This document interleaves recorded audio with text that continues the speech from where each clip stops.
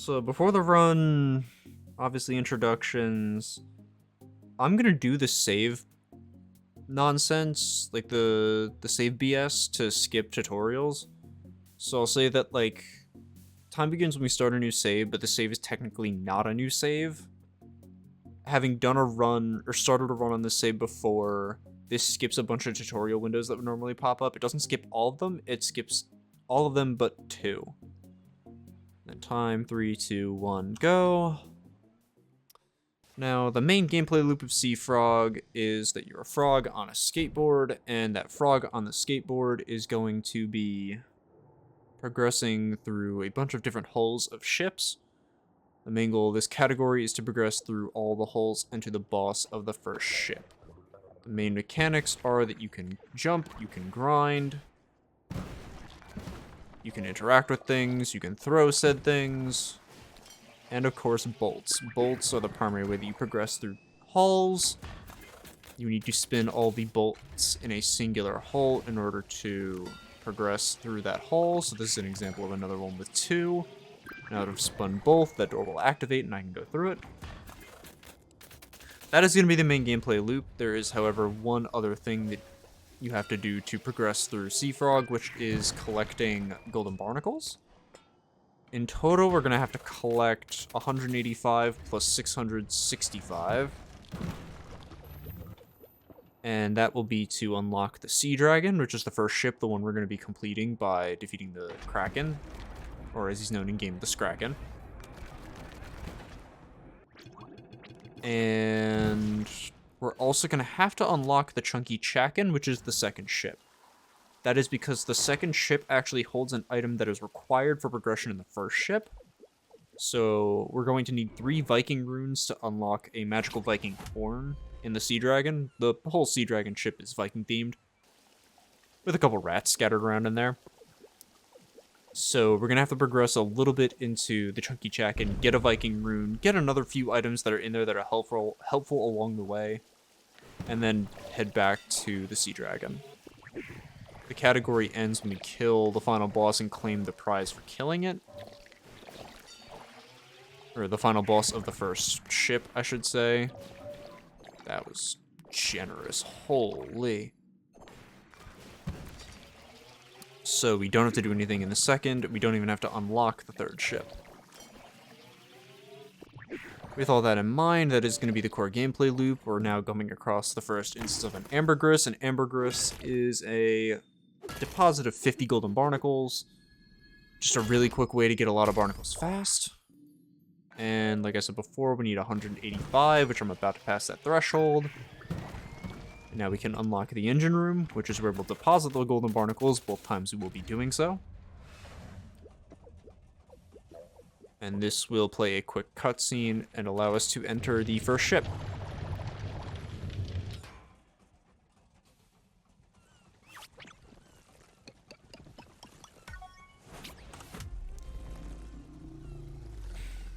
So now that we've unlocked the Sea Dragon, we're going to use our ship's cannon to launch ourselves over to it.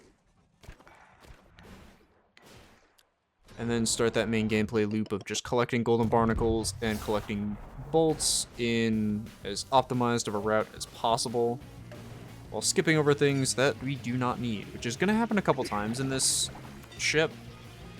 It's mainly going to come in this hull and the next.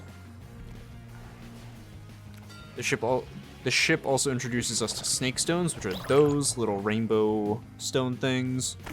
They give you 10 golden barnacles upon drop, as well as an optional collectible. There's no real reward for collecting all of them, at least right now.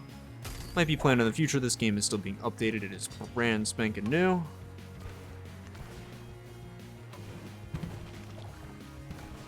So now we're going to collect the last 2 bolts on this hub, or this hull. There it is. I need to go to the left here for optimal movement, to launch myself through, and straight down to the door. Hull B is going to have... Hulls B and C still have new stuff, so there's a little bit we have to talk about here.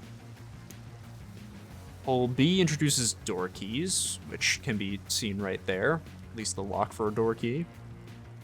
And Hull B also introduces our good friend Gunter. Gunter is I would say this game's equivalent of an auto-scroller, where I have to play a 30-second jam session on my skateboard wrench, where I'm going to just try to get enough points to get rewards from Gunter. This is Gunter. We love Gunter. He's awesome. He wants the excite. He does give us a tutorial. Am I winning? I'm kind of winning. I got a run that was like 3 seconds off PB earlier. Ooh, that's not good. I'm not losing. I'm not losing. That's a very good way to put it. There we go. So I'm going to grab the snake stone in there. I'm going to max my boost meter in the bottom left. I'm doing a little bit of commentary practice, so you kind of walked in on that.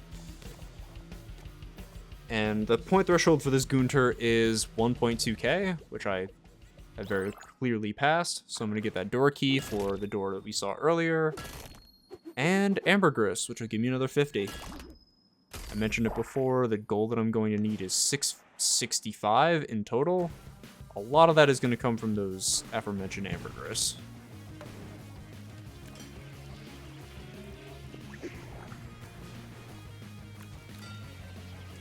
That was a generous tether there.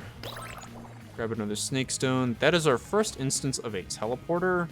We're not going to grab that one, however, because there is one later on that is going to be farther in that we're going to use to backtrack at some point. That's the last bolt. That is a manual that would give me the ability to do a manual trick, which is on a skateboard when you put the front two wheels or the back two wheels up, depending on which way you're manualing. In this game, it allows you to keep your combo going, but since I don't care about points anymore, there's no real reason to grab it. So I'm just going to throw myself up and get out of hole B. Hole C has a couple of things unique to it that we got to do really quickly. Hole C is pretty big, but you're going to notice that I'm not going to go to the right here and get that bolt. We're actually going to come back for that later. This hole has the first instance of the Ratty Godmother, who is a friend of sorts. She doesn't like all the damage that we're doing to the rats, even though I'm pretty sure I haven't touched a rat this run yet. But normally, by now, you probably hit a couple rats, and she punishes you by making you do an obstacle course. But for us, that's fun. And also gives us a very required item. I spawned her in the wall. Let's go. So yeah, now she's gonna make an obstacle course that we're forced to go through. So I can't go to the left anymore. So I got everything that was past the obstacle course just now, and now I'm gonna get everything that is before the obstacle course. Or in it. So every one of these obstacle courses, this is the only one in this run, but there's one, I believe, in every ship, maybe more. No, there's more in every ship. There's 2 in this one. This is the only one we're going to be doing, though. And usually the reward is either a mod chip, which we're about to learn about, or ambergris. The mod chip for this is an augment we can put on the wrench. This one will reduce my max HP by 1 and give me more boost power, which is going to be required for an upcoming skip. I gotta manage my boost carefully there to not run out so I can get around and up and finish the course. That grabs me the mod chip. Get a brief little tutorial, but I'm going to equip it anyway because it ups my max speed, which obviously is a good thing in a speed run. That's the Ratty Godmother. She's not happy. Get past her, and now we're going to do a skip here in Hull C. There it is. Normally, you would have to go to the left, go up and grab a blue gear, put it in the gearbox, and watch a cutscene, as well as get the tutorial on how to use the map. But since I know where I'm going, I don't need the map tutorial, nor do I need the blue gear. So I'm just going to do that to skip 2 little sections there. For safety, I'm going to grab something here. I'm going to grab another snake stone. And then I can jump straight over to hole D. At this point, hole D is pretty basic. There's a big skip that's coming up, but we've got a little bit of time to just kind of kill and not really do anything. So Limey, if you're still here, is maintenance up?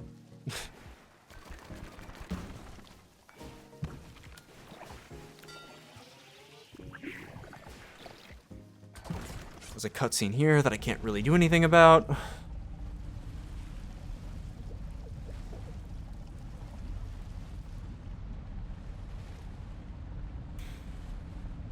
And then in here, there's a second mod chip that I'm going to grab. It's a little bit of just a safety measure right now, as well as another max boost speed upgrade. It's essentially the same thing as the other mod chip that we had before, that we got before. By default, you have 2 mod chip slots unlocked, so this will fill the second slot. This is Hasty Heart. It gives me a health and gives me a boost, so it's kind of the opposite of what we had before, but it still gives me that boost, which is nice. In a marathon setting, there's another heart I can grab in there, but in a non-marathon setting, I can just kind of risk it for the biscuit and go for the rat skip. By running into the rat, it gives me iframes, which I can use to avoid that spike sheet and get past having to grab 3 different held items and a cutscene, which is really cool. And faster. So now that we're past that little bit of a slow section and the cool skip. Oh, I missed. Okay.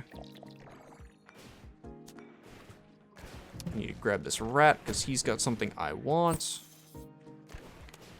There we go. That didn't... Wow. Okay. That took a little longer of me chasing a rat.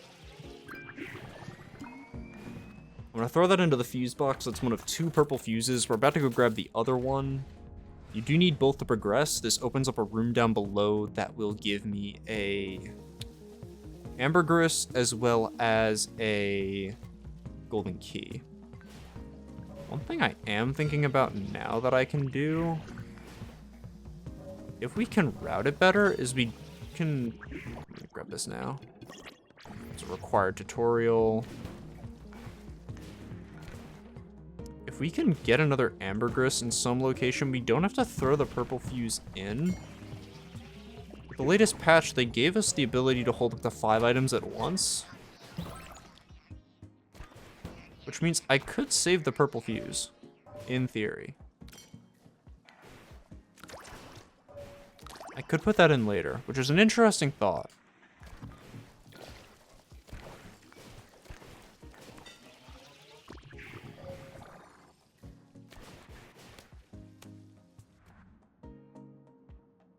I think they fixed this room. This room used to just instant kill this rat, but this rat has the first Viking rune that we need. Reminder, I mentioned at the beginning of the run, we're going to need 3 in total. This is the first one that we're going to grab. That poor rat, stuck in purgatory. Oh, and he's still frozen. That poor rat. That's one of the remaining 3 ambergris we're going to grab. Completely lost my momentum there when I tried jumping.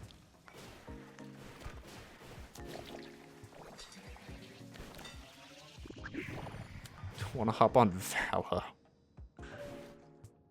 If I have it installed, I will say yes. Is maintenance done? So maintenance is done, we have another option.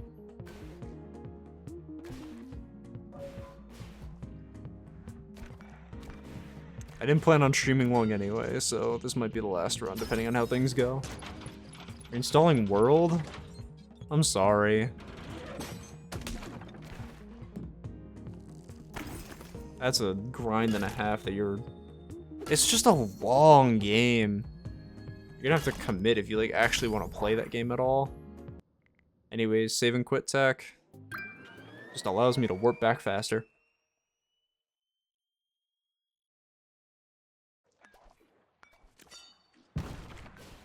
So now that I've got over 665,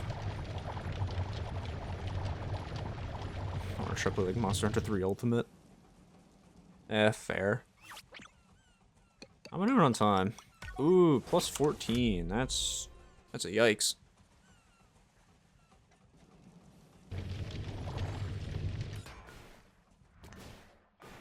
Not the end of the world, though. If I play this right, I can save myself some time.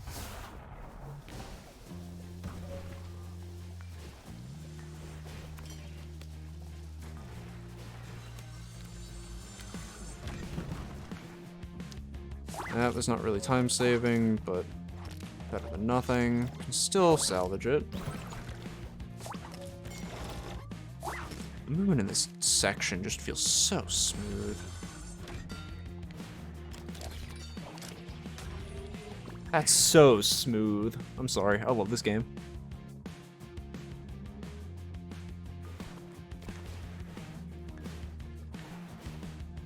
Oh, this is a good hull A. Oh, this feels so nice.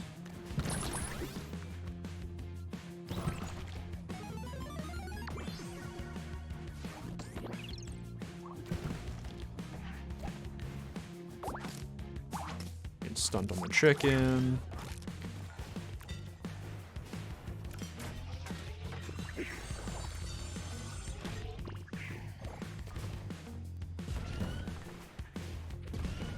And there's 4.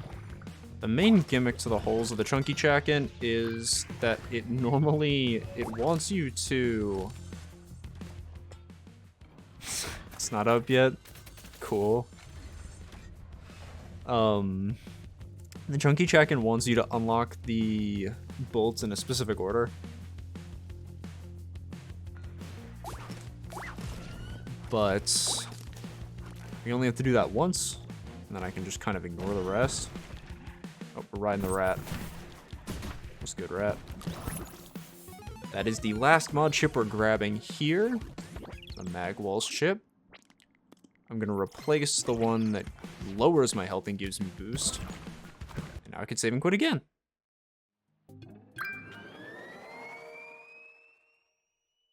Alright, and now we head back to the Sea Dragon and finish out the run.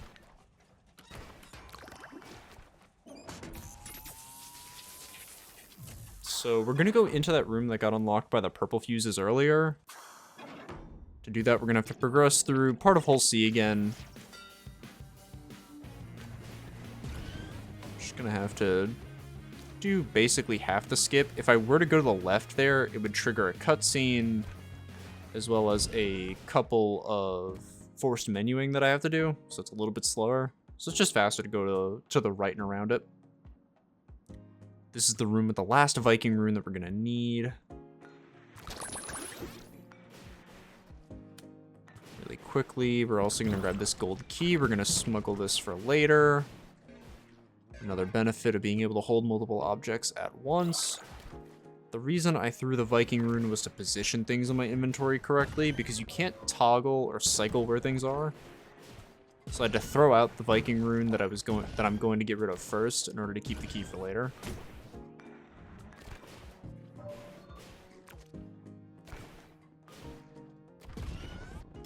And there they go. Yeah, this is about the same pace as last time. I think the upper limit might be about a really high sub 23 for a run. Because this is minimal mistakes. I mean, there's a couple, but it's nothing crazy. I know why I'm pressing Y to try to pick this up. I've been playing friggin' Elden Ring Night Rain. That's why I'm pressing Y to try to pick this up. That's the interact button. Oh my god. Okay. This is the Viking. The Viking hates us, and the Viking is going to try to kill us several times. As soon as we pick up the Viking horn, spawns the Viking. The Viking has a strong desire to hit us with spinning blades, which is not cool. You can manipulate the Viking somewhat depending on where you are first in the room. So a lot of my pathing is very specific, either for conserving speed or for manipulating spawns of the Viking from this point on. One thing I'm going to do is I'm going to immediately throw the Viking horn here. There's a nasty spawn for the Viking that happens. Actually, you know what? No, I'm going to try and risk it. Okay, the Viking used to spawn a lot lower down in this room. Like, specifically there. Which made grabbing that significantly worse. Come on, let me in. Thank you. Okay. And now we're done with the Viking Horn. That was everything we needed it for. So, with that in mind, we've entered one of the last 2 holes.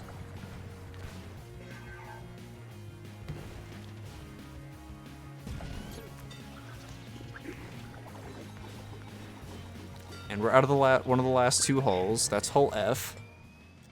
Hole F is really quick, which is really nice, because we don't have to keep the Viking Horn for too long. As soon as you drop the Viking Horn, the Viking will no longer go after you in any subsequent rooms, or when you go back to the room that the Viking was previously in, because the Viking will try to follow you, so it'll despawn and try to respawn in your room. But once it checks that you don't have the horn, it doesn't spawn again.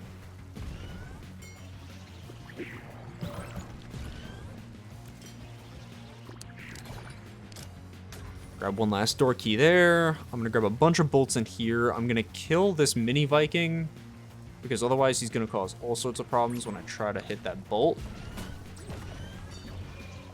I'm gonna sneak around the wall here, which is a really nice little thing. And grab my last bolt here. At which point I can leave the room. The wrong direction.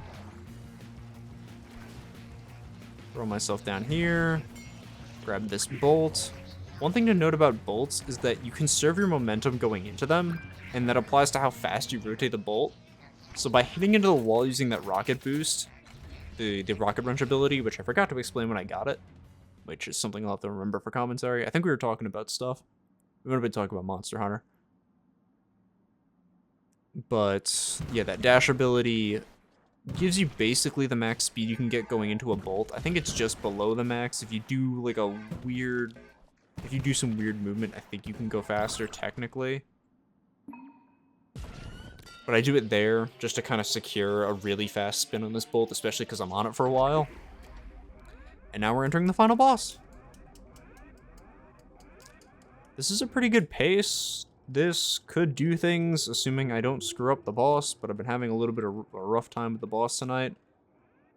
A little bit of forgetting pathing, and a little bit of struggling with the last hit, because the last hit of this boss fight is really tough. You essentially go from the bottom of the room to the top. But this is the Kraken. The Kraken has a master gear on its monocle looking thing right there. So we're going to grab that and deal damage to the Kraken that way. This is a tutorial explaining what I just told you. And now we're off to the races. This path is set every single time. I almost went the wrong direction. However, I remembered and started going at the last second. The Kraken will also kind of like telegraph where he's gonna go next by just kind of moving in that general direction. But this is a really cool little boss fight area.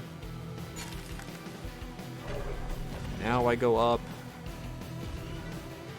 and then back down to the center of the room,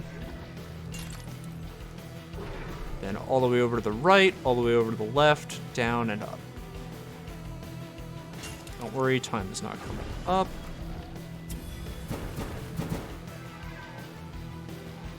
Please, thank you. A little bit of a generous grab there. Okay, now I have to do really precise movement. There it is.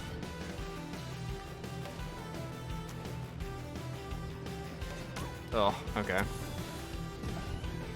Ended up getting hit anyway. A little unfortunate. Oh well.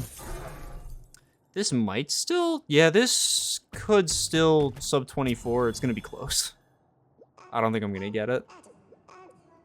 Oh, no, I am. Yay! All right. And that's time. That is the first sub 24 time for this category.